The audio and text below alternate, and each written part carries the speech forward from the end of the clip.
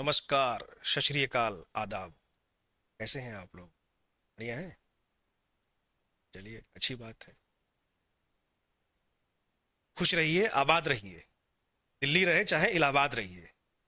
चलिए, टॉपिक तो देख लिया होगा आप लोगों ने, हैं? पिछली कक्षा में जो मैंने ली थी ज्योग्राफी का, भूगोल का, तो वो मैंने गंगा नदी तंत्र के बारे में विस्तार से आप लोगों से चर्चा की थी अपने पिछले वीडियो में और पिछले क्लास में। और शायद मैंने वहाँ कहा भी होगा कि जो गंगा नदी का जो उद्गम स्थल, जो सहायक नदियां हैं, या गंगा जहाँ से निकलती है या गंगा जहाँ से बनती है, और जो उसकी सहायक नदियां हैं उत्तराखंड में, उसको मैं चर्चा करूंगा बाद में। तो आज उसी के परिप्रेक्ष्य में मैं आपके साथ इस क्लास में उपस्थित हूँ, आपके अपने चैनल विजय जोन में। तो टॉपिक है हमारा गंगा नदी तंत्र और उसकी सहायक नदियां। और ये जो उसकी सहायक नदियां हैं, ये गंगा नदी के उद्गम स्थान से संबंधित है। ये हमारा आज का विषय है, जिस पर मैं आप लोगों के साथ एक जो है विस्तृत चर्चा करूंगा। तो कक्षा को शुरू किया जाए। आपने यहाँ पे आप मैप में देख रहे होंगे गंगोत्री हिमानी। ठीक है, गंगोत्री हिमानी मैंने कहा था उसका अपने वीडियो में या क्लास में कि यहाँ से भागीरथी नदी निकलती है। ठीक है, गंगोत्री हिमानी या गोमुख से कौन सी नदी निकलती है? भागीरथी। चलिए, इसको मैं यहीं पे रोकता हूँ और फिर मैं यहाँ पे आता हूँ पहले, बाद में वहाँ पे भी आएंगे हम। ये जो जगह आप देख रहे हैं, ये है सतोपथ हिमानी। और ये कहाँ पर है? तो मेरे प्यारे बच्चों, ये बद्रीनाथ में है। बद्रीनाथ का तो नाम आपने सुना ही होगा, जो चार धाम में से एक प्रमुख धाम है। तो बद्रीनाथ के सतोपथ हिमानी से एक नदी निकलती है, विष्णु गंगा। ठीक है, और यहीं से ये दो नदियां आती हैं, एक है विष्णु गंगा और ये है धौली गंगा। तो विष्णु गंगा और धौली गंगा ये आपस में मिलती है कहां पर? विष्णु प्रयाग में। क्लियर हुआ? तो इनका नाम क्या पड़ा? अलकनंदा। ये जरूर से याद रखिएगा, इनका नाम क्या पड़ा? अलकनंदा। तो मैं ए से यहां कर देता हूं, ए फॉर अलकनंदा। ठीक है, ए फॉर अलकनंदा, एप्पल नहीं जी, अलकनंदा। ठीक है। अच्छा, एक प्रश्न और आपके दिमाग में आ रहा होगा कि सर, जब ये दो नदियां मिलती हैं आपस में तो ये नाम क्यों बदल जाता है? और कहीं कहीं पर तो हमने ऐसा देखा है कि दो नदियां मिलती हैं तो उसमें से एक जो नदी होती है उसका वही नाम रहता है। तो मैं एग्जांपल के साथ अभी आपको यहां बता दूंगा। खैर, पहले केस जो हमारा केस था, जो मैंने अभी डिस्कस किया, पहला पॉइंट था हमारा कि यहाँ पे दो अलग अलग नदियां आके मिली, जो बद्रीनाथ के सतोपथ हिमानी से निकलती हैं, दो अलग अलग नदियां। एक है विष्णु गंगा और एक है धौली गंगा। ठीक है, तो ये विष्णु गंगा भी यहाँ पे आके ऐसे मिल रही है और ये धौली गंगा यहाँ पे भी आके मिल रही है। तो इनका नाम चेंज क्यों हो गया? तो देखिए, होता क्या है। तो इनका नाम चेंज होके बन गया अलकनंदा, बदलाव करके क्या बना? अलकनंदा। तो ये कैसे हुआ, है कि नहीं? तो ये इसलिए हुआ कि मान लीजिए एक बड़ी नदी है और एक छोटी नदी है। तो जो बड़ी नदी है उसकी गहराई ज्यादा होगी और जो छोटी नदी है उसकी गहराई कम होगी। तो जब ये आपस में मिलती हैं तो आगे उस नदी का नाम चलता है जिसकी गहराई ज्यादा होती है। क्लियर हुआ? मतलब वो क्या हो, एगो देवरानी हो तो एगो जेठानी हो। समझ गए ना बात को? तो यहाँ देवरान जेठरान का कोई मतलब नहीं है। यहाँ दोनों नदियां की क्या है, गहराई बराबर ही है लगभग। इसलिए यहाँ पे नाम क्या हो गया? अलकनंदा, मतलब बदल गया। ठीक है, तो ये चीज आगे भी आएगी, आगे भी मैं एक बार चर्चा कर दूंगा आपसे। खैर, तो सतोपथ हिमानी से ये दो नदियां निकली, विष्णु गंगा और धौली गंगा। ये दोनों आके कहा मिली? विष्णु प्रयाग पर। ठीक है, विष्णु प्रयाग पे। अब अलकनंदा आगे बढ़ी अपने मार्ग में और इससे एक नदी आके मिलती है रास्ते में जिसका नाम है नंदाकिनी। तो नंदाकिनी अलकनंदा से अब कहां मिल रही है? देखिए, अब यहां पे तो नाम बदली हो गया। तो अलकनंदा से नंदाकिनी कहां मिल रही है? नंद प्रयाग पर।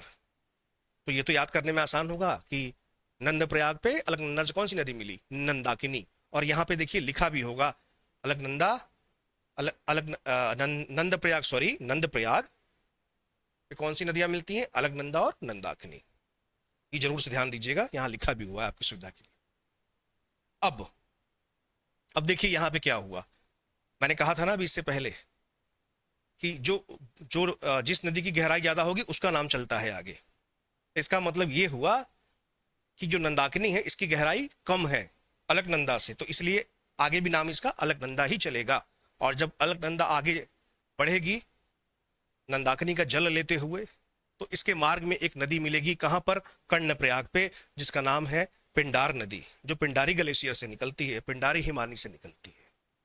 इस चीज को याद रखिएगा। तो ये क्या हो गया? कर्णप्रयाग। कर्मा पकड़ ला तो याद हो, ये कर्णप्रयाग। ठीक है, चलिए।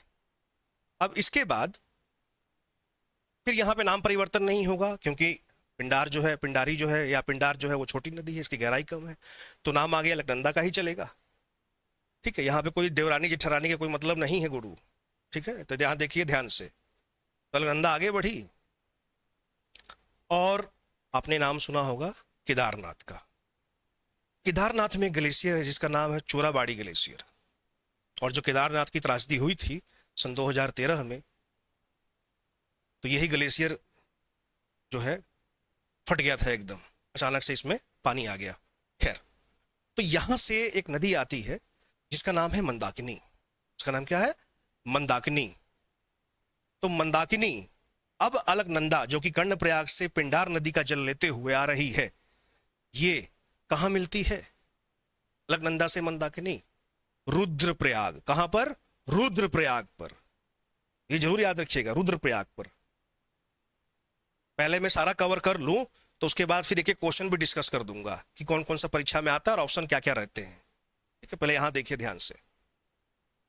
तो ये रुद्रप्रयाग पर अलकनंदा मिली मंदाकिनी से, और यहां आपकी सुविधा के लिए लिखा भी होगा। ठीक है, अलकनंदा प्लस मंदाकिनी कहां पर? रुद्रप्रयाग पर। ठीक, तो ये वाला पोर्शन हमने देख लिया। अब फिर ये जो है अलकनंदा मंदाकिनी का जल लेते हुए आगे बढ़ी, उसके बाद हम बाद में चर्चा करेंगे। पहले यहां पे आते हैं जो हमने पीछे छोड़ा हुआ था अभी।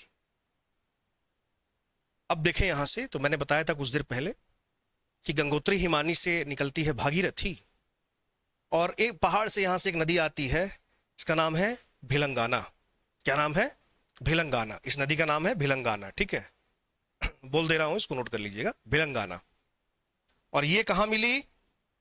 ऊपर से आ रही है भागीरथी, तो ये कहां मिली? भिलंगाना भागीरथी से टिहरी पे। टिहरी का नाम तो सुना होगा आपने, प्रमुख बांध है यहाँ पर, भारत का मेजर डैम है टिहरी। ठीक है, तो ये भिलंगाना नदी भागीरथी, जो कि गंगोत्री हिमानी से आ रही है, जो कि गंगोत्री हिमानी कहां पर है? पिछली क्लास में बताया था, याद करो गेंडा स्वामी, पिछली क्लास में क्या बताया था मैंने? उत्तरकाशी जिले में। तो टिहरी पर भिलंगाना नदी जो है भागीरथी से मिलती है, और यहीं पे टिहरी बांध बनाया गया है जल को नियंत्रित करने के लिए। अब भागीरथी भिलंगाना का जल लेते हुए आगे बढ़ती है, और यहां से अलकनंदा रुद्रप्रयाग से आगे बढ़ी, और ये कहां मिले आपस में? देवप्रयाग पर। देवप्रयाग, ये जरूर याद रखिएगा, देवप्रयाग पर। तो इसका मतलब कि देवप्रयाग पे कौन सी दो नदियां मिलती हैं? अलकनंदा और भागीरथी। और सबसे ज्यादा प्रश्न तो यही आता है एग्जाम में, कि अब ये प्रश्न कैसे आता है, मैं इसको डिस्कस कर दूं। तो पूछेगा कि देवप्रयाग पे निम्न में से कौन सी दो नदियां मिलती हैं?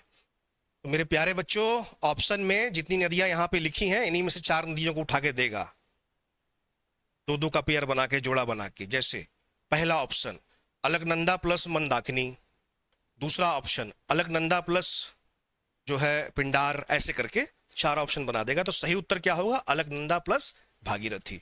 तो देवप्रयाग पे कौन सी दो नदियां आके मिली? हाँ बोलो, सही है, ठीक है, ठीक, हाँ ठीक है ना। तो देवप्रयाग पर भागीरथी और अलकनंदा, देखिए यहां लिखा है।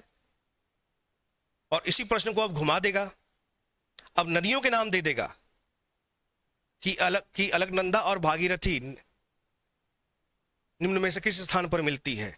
और जो मेरे प्यारे बच्चों चारों ऑप्शन रहेंगे, उन चारों ऑप्शन में प्रयाग शब्द जुड़ा रहेगा, जैसे कर्णप्रयाग, विष्णु प्रयाग, देवप्रयाग, नंद प्रयाग, अक्सर यही ऑप्शन रहता है एग्जाम में ताकि आप लोग कंफ्यूज हो जाएं। तो उत्तर क्या होगा आपका? देवप्रयाग। उसके बाद ये जितने प्रयाग हैं इन्हीं में से किसी एक का नाम दे देगा, बोलेगा कि इनमें से कौन सी, मतलब यहां पर कौन सी दो नदियां आके मिलती हैं। मान लीजिए नंद प्रयाग पे दे देगा, तो नंद प्रयाग में तो आसान है याद करना, नाम तो अलकनंदा का ही चल रहा है अभी तक, तो नंद प्रयाग पर नंदाकिनी, ये तो आसान है याद करना। विष्णु विष्णु प्रयाग पर अलकनंदा प्लस धौली गंगा। तो कोई भी एक प्रयाग उठा के आपको देगा और पूछेगा कि यहाँ पे कौन सी दो नदियां आके मिलती हैं। ये मोस्ट रिपीटेड क्वेश्चन है एग्जाम के लिए। एक और जो तरीका है, शायद मैंने पिछली कक्षा में इसको डिस्कस किया होगा, यहां भी चर्चा कर देता हूं आपसे, कि अगर आपको ये याद करना हो कि देवप्रयाग पे कौन सी दो नदियां आके मिलती है, तो देवप्रयाग, तो ये देव मतलब पुल्लिंग शब्द है और गंगा स्त्रीलिंग शब्द है। ठीक है, तो गंगा का निर्माण कहां से होता है? देवप्रयाग से। अब जब भागीरथी और अलकनंदा मिली देवप्रयाग पे, तो इसका नाम क्या होगा आगे? गंगा नदी। ठीक है, तो गंगा नदी का नाम गंगोत्री हिमानी से गंगा नहीं होता है, इसका नाम होता है देवप्रयाग से गंगा नदी। तो गंगा नदी में गंगा नदी का नामकरण किस स्थान पर हुआ? देवप्रयाग पर। किन दो नदियों के मिलन से हुआ? भागीरथी और अलकनंदा। और प्रयाग शब्द का मतलब क्या होता है? प्रयाग का मतलब होता है मिलन स्थल, जहां पर एक से ज्यादा नदियां आकर मिले, उस शब्द को क्या कहते हैं? प्रयाग, प्रयागराज। नाम तो सुना होगा आपने, प्रयागराज। चलिए, आशा करता हूं कि आज की कक्षा पसंद आई होगी, आप लोगों को अच्छी आई होगी। थम्स अप बनाते रहिएगा कमेंट में, और आगे मिलते रहेंगे आप लोगों से। तब तक के लिए नमस्कार, जय हिंद।